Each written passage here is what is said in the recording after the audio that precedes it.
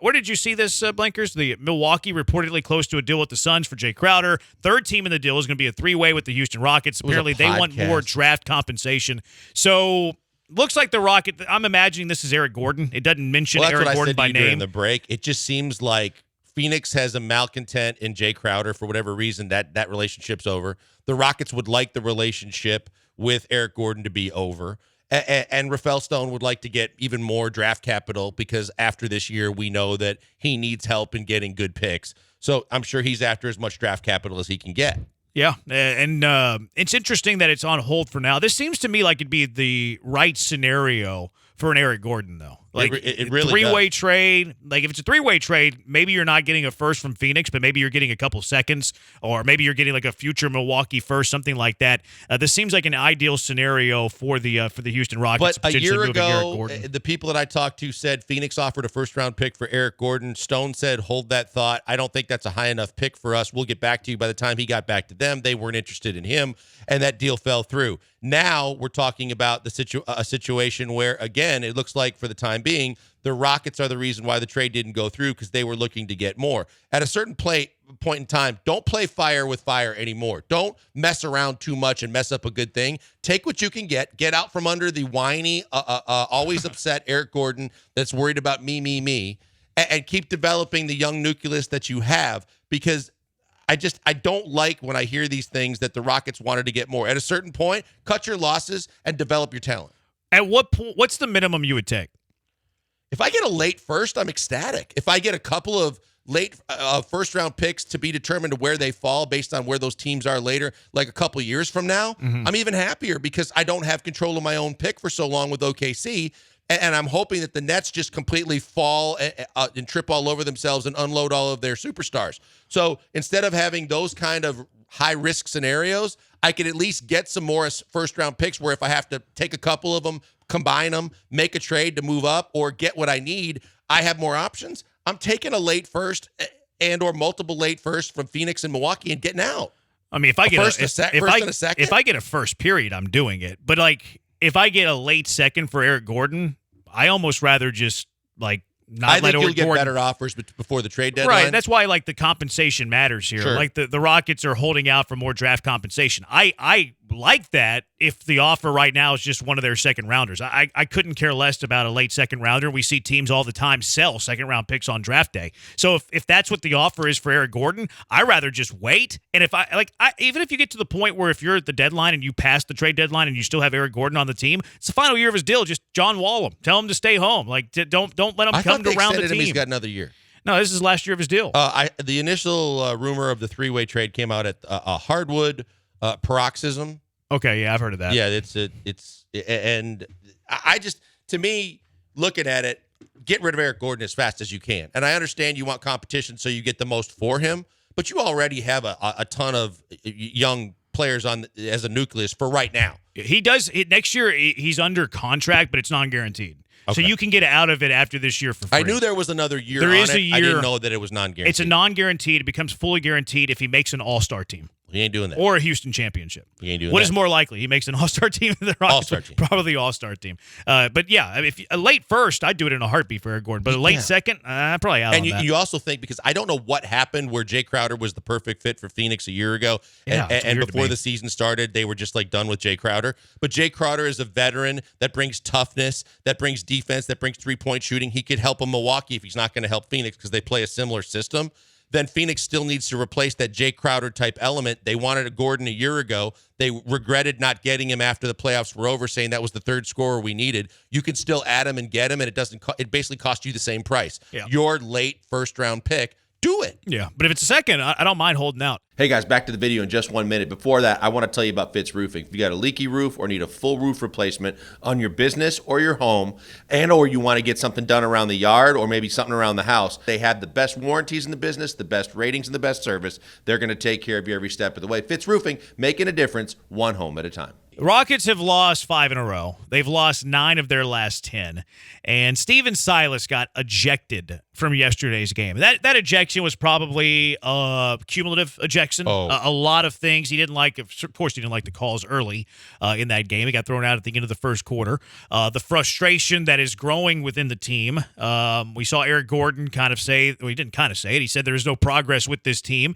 I think Silas probably feels the pressure of that a little bit. Probably feels his seat getting warm a little bit as well. So I think that all of that stuff built up with Silas that caused him to get that ejection yesterday.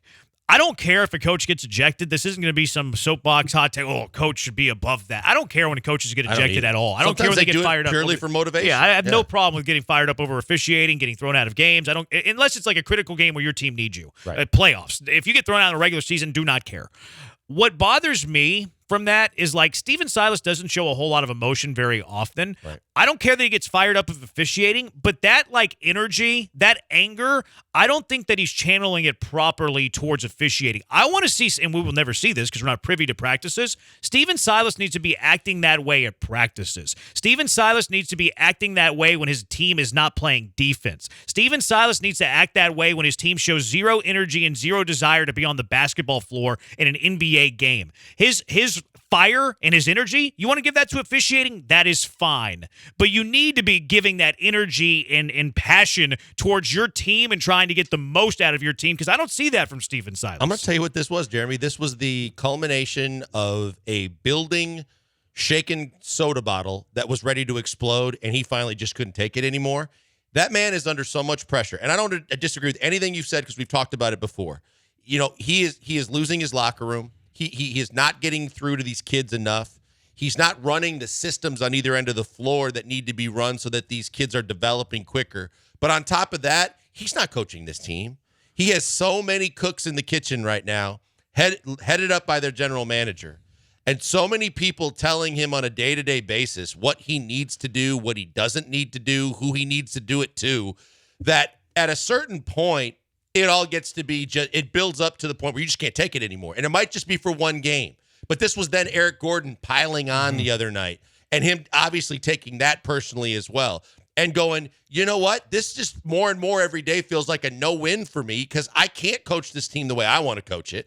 I can't get through to these kids the way I'm supposed to get through. It wasn't the job I signed up for in the first place, but I still want to do it. But I want to do it my way and I'm not being allowed to do it. And then I've got anarchy with, I've got my players and my veteran player on this roster coming back at me. I've got my team getting the doors blown off, by a good Pelicans team that doesn't have Zion Williamson, and I'm getting embarrassed.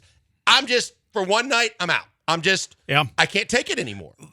I want to see that anger and angst and desperation and fire to the young players. Because this team, like we talked about this yesterday, if you were to take a peek for this Rockets team so far to date, and I understand they've only won 10 games, there's not a whole lot of a peak there. It was probably 3 weeks ago, right? 2-3 weeks ago where they were playing competitive basketball. Beating some good teams. I think that they had an above-average record in their last 10, which they haven't done in a very, very long time. They have gone backwards. And I don't feel like Silas, and look, whether there's a lot of cooks in the kitchen that are impairing this, that is a more of an organizational thing than just a Silas thing, but Silas ain't fixing it, right, because he's allowed it to go on, is that like needs to be redirected to this team playing defense, to this team having effort, and to getting the most out of this team. And if he has too many cooks in the kitchen that are impairing that, then Steven Silas needs to take a stand and make sure that does not happen, because he's going to get fired one way or the other, more than likely. For the Rockets to have like growth and development going forward, one of two things needs to happen. Steven Silas needs to take command of his team and what's going on behind the scenes and having not desire and anger directed at officials, but toward his team getting effort and defense. Or you're going to have to find a head coach that is willing to do that and that is willing to slam the door on people's faces. That said, this is my team that you've given me. I'm going to coach them up. If those things don't happen, one of the two, it could be Silas that does this. I don't have a whole lot of confidence in that, but it could be. If one of those two things does not happen, this Rockets rebuild, this progression, this young team that's developing going forward with a playoff core, they're going to stunt the growth of the organization. Short term, it's still doing you a favor because you still control your own pick, and at least you know you'll be in the running to get one more big-time player to add to the roster. But long term, it's really stunting the growth because you're not developing these kids along the way, and they're not getting better with each passing game and practice. And I think that there's so many different ways to look at this. At a certain point, if Silas has had enough and he feels like he's not being allowed to do the job, this goes back to what you had said about Caserio or the Bill O'Brien philosophy with Cal McNair, and basically just saying, hey, it's your show, run it. And give it all to him. But Tillman Fertitta's got to get involved because Tillman Fertitta's not happy with this team. He's not happy with the way they're playing. He's not happy with the head coach.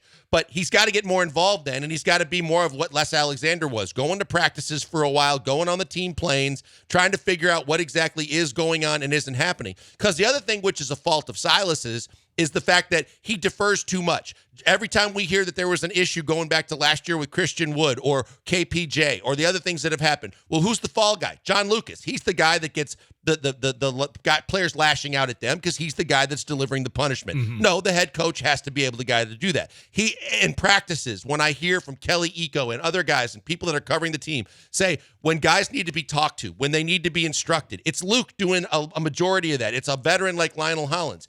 Your head coach at a certain point is losing the locker room because guys are going, well, who's really the head coach running the show if these are the guys that are telling me the do's and the don'ts and the yeses and the no's? A lot of times, too, the best coaching is delivering news you don't want to hear. Like, if you have young players that are, like they feel like they're immune to hearing negative things about their game, then that player is not going to get better. That player is not going to develop. But Jeremy, that's the thing. Thanks to AAU and recruiting even on the high school level, the silver spoon player is not an abnormality anymore. It's the norm. Sure. And there's too many of these fragile kids coming into the league that don't like to be yelled at or called out. You're right. You're right, but if I'm in the position of a Steven Silas, like either you're going to demand that they get that way, and if you demand it, they might get you fired. Like that probably exists. Like we saw it with Kevin McHale and James Harden, where if you demand a lot out of a superstar or a player who has a lot of clout in the organization, they can get you fired. So that is dangerous. It's dangerous to play that game. You have to earn the respect of the player, or you're going to get fired because you're not developing the player. So, right. It's damned if you do, damned if you don't. And if it's me, and look, it's not me, I understand that, I'm picking option number one. I'm going to try to get the respect of that young player to let him know my desire here, like criticizing you, talking negative things about you, and like you're not doing it publicly. You're doing it, man to man. You're doing it in film sessions, things like that. You're like, you need that player to trust you, that you're trying to get the most out of him. Other thing, but I'm going door number one, not door number two. If I know my ass is on the line, too, and I know that my seat's getting hotter by the minute and everybody's pointing at me, what do you got to lose? Go in there and tell Kenyon Martin Jr., I don't care what your dad thinks anymore. Mm-hmm. I care about how you play. And if you play like you played last night, because he's actually one of the guys that played well, you're going to play more. And guess what? Jalen Green, I don't care who's anointed you what and how many people think you're going to be a superstar. If you keep pulling bad, off-balance, 35-foot shots after an isolation play instead of making the right pass, I'm going to sit your ass down. See, that's what I'm talking about with Silas. Like that's the energy, like the fire. Show fire in a dude taking a bad shot. He has to look in the mirror and go, whether rightly or wrongly, I'm going to be the fall guy, so I might as well go down in a blaze of glory doing it with the way it's supposed to be done. Exactly.